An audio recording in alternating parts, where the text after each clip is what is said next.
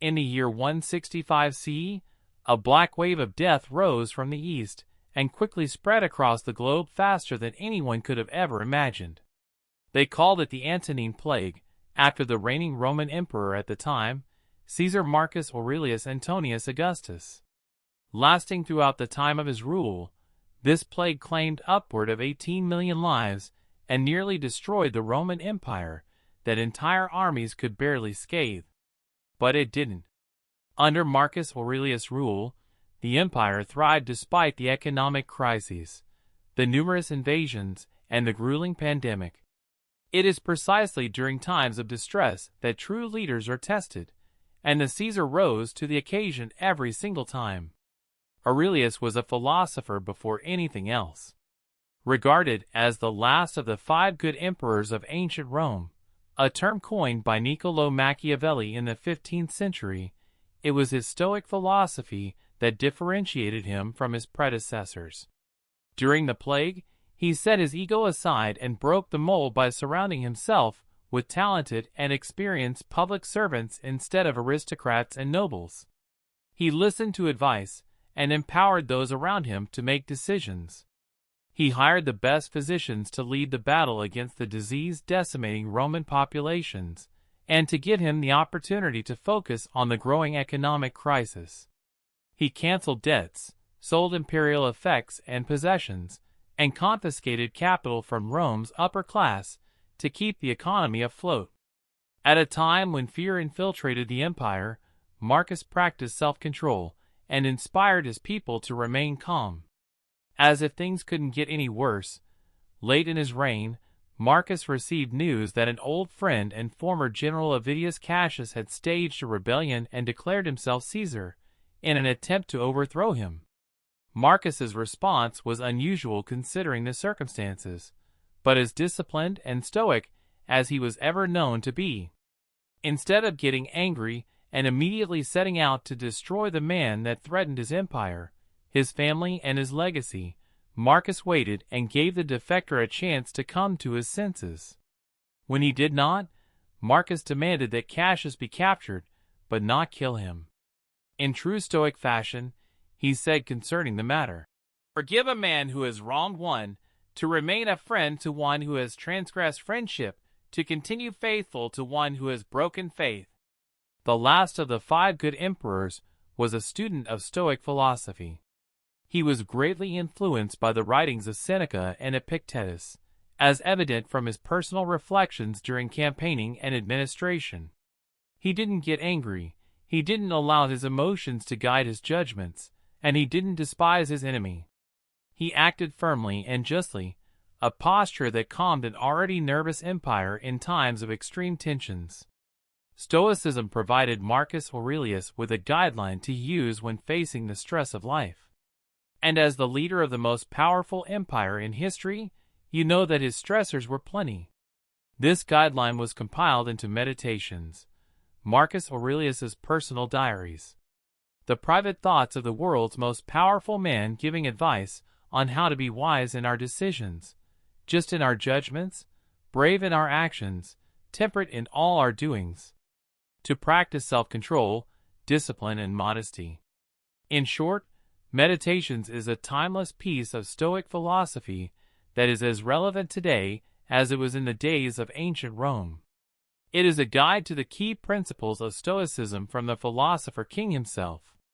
Before we look at Meditations, I would like to take a moment to thank our sponsor for today's video, Morning Brew. Just like Meditations includes some of the wisest words from the philosopher king, Morning Brew also features a wealth of information from experts around the world, delivered to your inbox every single day. Morning Brew is a free daily newsletter delivered to your inbox. In just 5 minutes, you get all the information you need to know about the world of business, finance, technology. Unlike traditional news that's boring and full of irrelevant information, Morning Brew's pieces are witty, humorous, and relevant, which has made reading the news 10 times better for me. Just last week, Morning Brew sent me this article. U.S. inflation keeps getting worse. And I couldn't help but think about the similarities between what Marcus Aurelius went through and what we're going through today. A global pandemic, economic crisis, political instability, it all reminded me that although meditations were written centuries ago, the lessons it teaches are still as relevant today as they were the day they were written. If you're interested in learning more about the state of the world of business, finance, or anything tech-related, there's no reason not to subscribe to Morning Brew. To get started, visit morningbrewdaily.com/aperture. It's completely free, and you'll be bettering yourself and supporting Aperture at the same time.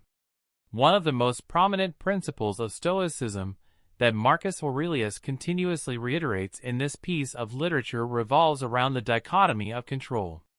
Despite all his power, the Caesar of Rome constantly reminded himself that he couldn't control all that happened around him, but he could always control how he responded to those things. Flowing from this simple concept, there are 5 key and profound lessons we can learn from Marcus's meditations that are a testament to the practicality of Stoicism as a philosophy. And by understanding these lessons, we can lead healthier and more fulfilling lives, even millennia after Aurelius reigned. The things you think about determine the quality of your mind. It's all in how you perceive it. You're in control. You can dispense with misperception at will, like rounding the point. Serenity, total calm, safe anchorage.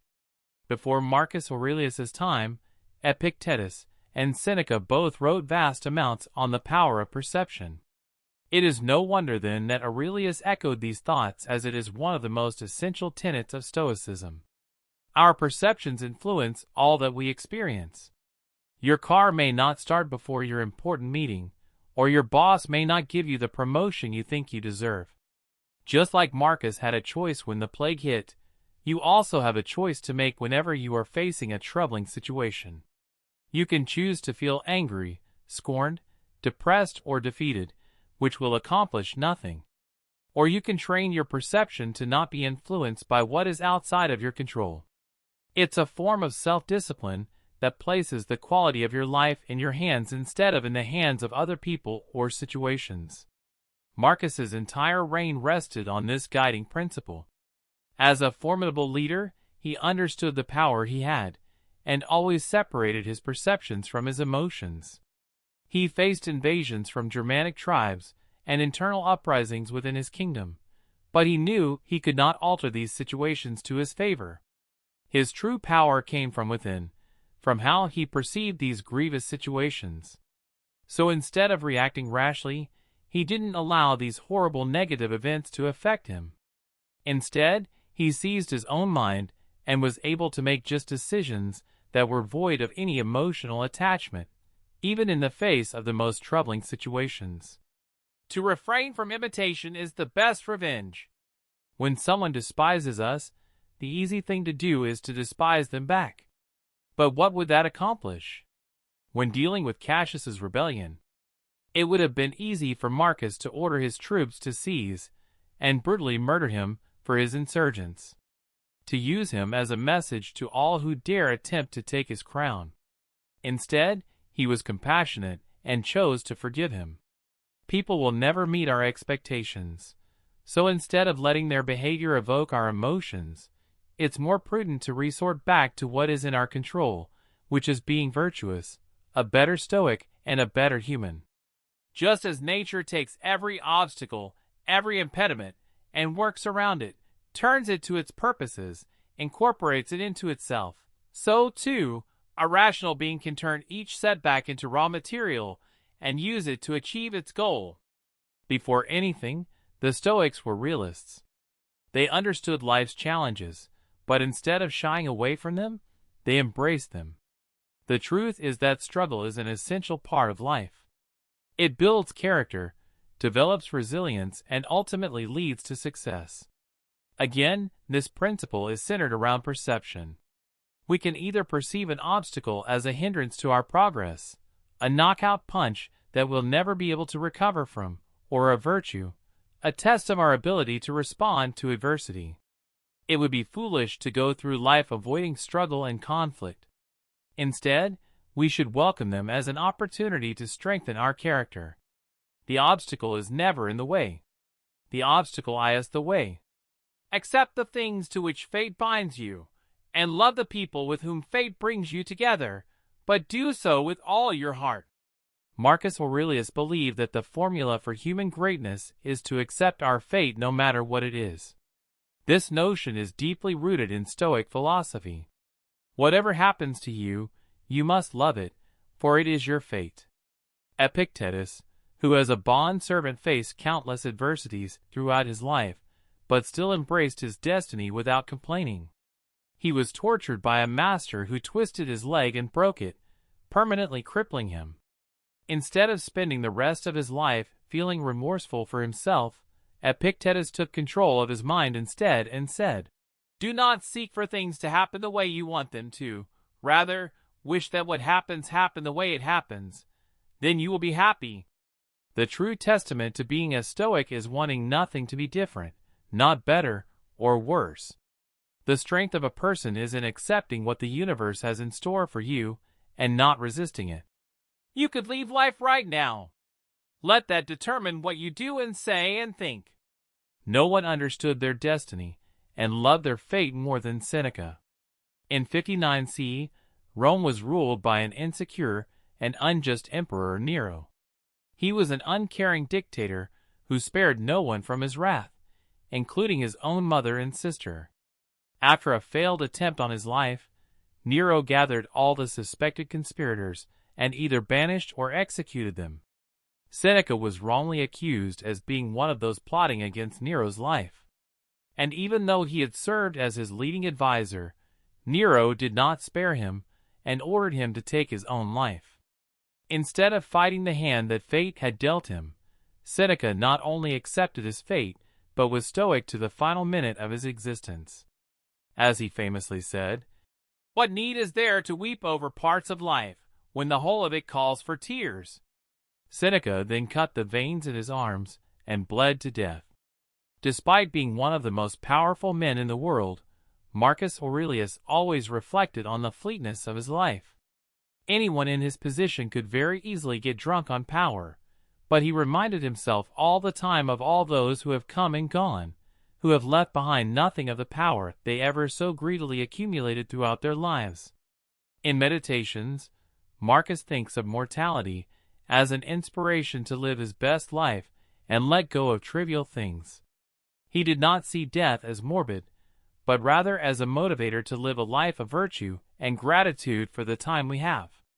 Marcus Aurelius led a Roman Empire that went through both hardship and prosperity. He was criticized and praised, loved and hated, but through it all, he always reminded himself of the teachings of Stoicism and the dichotomy of control. There are things in our control, and others that are not. Which ones will you focus on? If we can learn to emulate Marcus's lessons by mastering our perceptions, accepting others for who they are, embracing the inevitable challenges as opportunities for growth, loving our fate, and finally accepting our mortality, then we can truly live a virtuous life, just like that of the philosopher King himself. Waste no time arguing what a good man should be. Be one.